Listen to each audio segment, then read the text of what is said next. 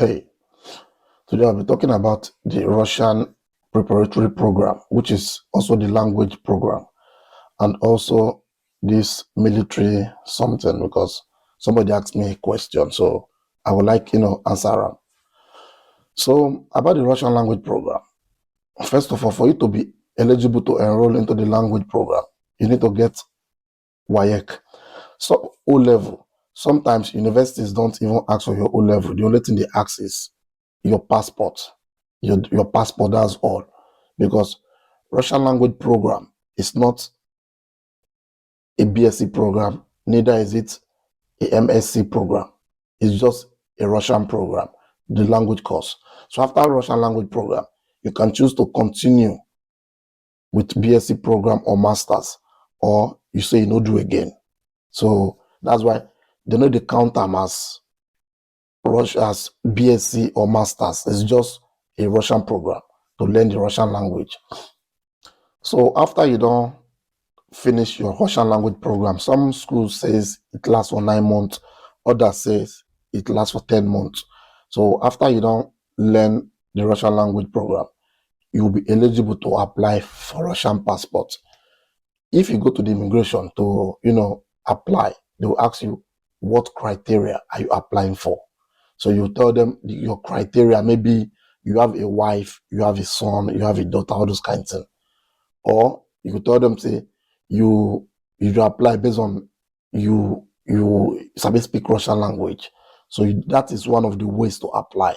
Another reason why you need to learn the Russian language as a program is because it will make things easy for you in Russia, because Russia is not an English-speaking country. People rarely speak English in Russia. She gets.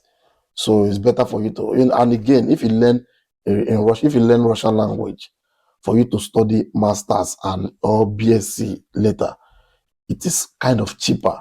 Like for example, I made a video about learning coming to Russia to study a course based on in English language. On that video, I showed you the price. The cost of tuition is arranged around 400,000, which is around a kind 7 million and above, depending on the course. But that's 7 million or 8 million now in English language program. If you want to study that same course in Russian language, it will be half the price. It's less than even half the price. So that is another reason for you to study Russian language first.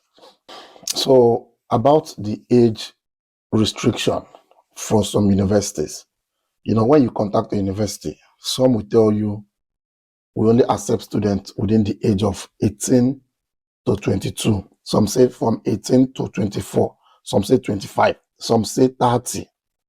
Some will tell you, say, we know they teach Russian preparatory program. We don't. So they'll tell you these things. So all you got to do now, you go find the school where they accept your age. For example, now I contacted the school few weeks back, and this is what they said. They said we accept students without age restriction. So which means, say, if you did 40 years, 50 years, then go accept you also. I have 2 schools where they accept without age restrictions right now. But one of them, they close this August. And the tuition fee of that university is around 1.6, just 1.7 million. That is if you're paying, if you have the Russian rubles to pay.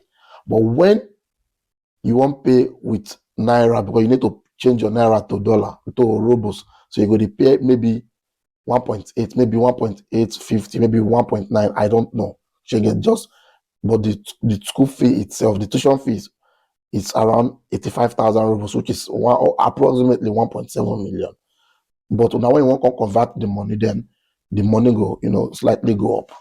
The reason why I emphasize on these things is because, somebody wrote to me yesterday, and she was emphasizing on the age. Say, I know, say age. So that's why I try to make this video. Yes, there are many schools where get age restriction. In fact, 95% of the schools in Russia has age restriction. Maybe I never chat with many, but the ones I don't chat with, some hotels say, we know they accept this age don't. We know sometimes we say, we know they accept Nigerians. That's what they tell you. So every school, get their own, things. And the requirement for you to, enroll in this university, what I just explained, that will be 1.8 million or 1.9 million. That the thing what you need now is your international passport.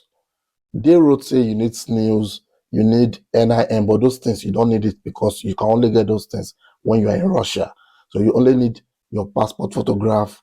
They said two passport of the three by four, and none of four passport photograph. So they need it.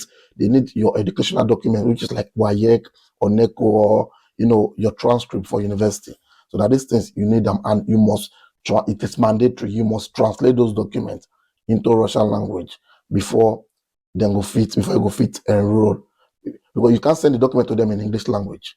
So you have to translate it first before you go send them. But like I said, their admission they close in August. They don't tell me an exact date. They didn't say anything about it. They just told me August. At the end of August, we are closing. So if person want enroll for the university right now, it is still very much possible. But after August, I don't think say it is after August, you got to wait for maybe next year. That's it. And for the duration, like how long it takes before you get the invitation. First of all, when you translate those documents, you send them to the school. As me waiting for Russia now, I start calling them. You call, because a lot of people send them documents, a lot. So you got to call them for them to know, say you're still interested, they wait for that invitation, for that contract. Some schools they tell you it takes 7 days. Some will tell you take 1 month. But what 7 days will then tell you? Now lie. You will never get that contract in 7 days. Never. So sometimes it takes 1 month, but you still need to call them to remind them, say you wait for that thing. So my own now is more faster than you website just sending the email. They wait, make God just do magic. If you don't call them, they won't take you serious. You understand? Not be every document we send to school, they do the contract. So this is how long it takes. When you submit your document to them, then you call them. Then I always tell people it takes 30 days to get the invitation. Sometimes it takes even little more than that. So after you don't get the invitation in 30 days, then you can go make your fee. The contract is in Russian language, Sometimes some client will tell you, say, let me study this thing. So they will tell you they won't study. This thing is in Russian language, but I always tell them how to translate the document. But some of the students, in fact, most of the students who I deal with this year, some of them they'll tell you, don't worry, they'll give you the money to go pay for them. They don't even know what to do for the contract, whether not true, whether not like, but everything is still say because they don't trust you. But some of them won't, check them before they will give you the money. Then after you don't make the tuition fee, you don't give the contract in 1 month time, then you pay the money. Then you got to still wait for at least maybe 50 days, maybe 40 days, depending on the school. Some schools take 30 days to get the invitation. Some schools take more. Some even take 80 days. They go right over their website, but sometimes it will come outside earlier. Sometimes it will take exactly what they tell you. But at least from 30 days and above, now you go they expect the invitation. So if you want to apply, for example, now I want to apply for university on your behalf. Like this school now, I just tell you now will be 1.8, 1.9 million. That school now, I don't have affiliation with them, but I will just contact them based on, say I won't find school for somebody, which is actually okay. So it actually take around 80 days to get both the contract and the invitation. It will take around 80 days, maybe 90 days. I don't know. But I know say minimum of 70 to 80 days, but I can't say for sure because it takes about a month to get the invitation, the contract. It takes also over a month to get the invitation. But if na school I get affiliation with, I could get you admission there within 48 hours. For example, this school now, where I receive invitation from for 3 of my students on Friday. I get somebody, I have affiliation with them. So I could get admission there within 48 hours. I just contacted the school, somebody in the school. He told me this. He said they still accept documents until December, maybe November, maybe December. He doesn't know for sure. But right now, there's still admission. But the tuition fee for that school now is 2.7 million. And you go pay that money in 4 installments. You have to pay 50% of that amount before you get the invitation, and 50% when you come. But that other 50%, you go pay them in 3 installments. And they only accept students within 18 years to 30 years maximum. They accept 31 years, just 18 to 30 years. So if you fall within this age range, then the school will give you admission. So to those who want still apply for study visa, some schools still give admissions. And right now, within August is done, they almost end. And I could tell you that at least 70% of the schools or 80% will close once August finish. Then September, I still get a school, I still get affiliation where they said September 15th is the last date that they accept documents.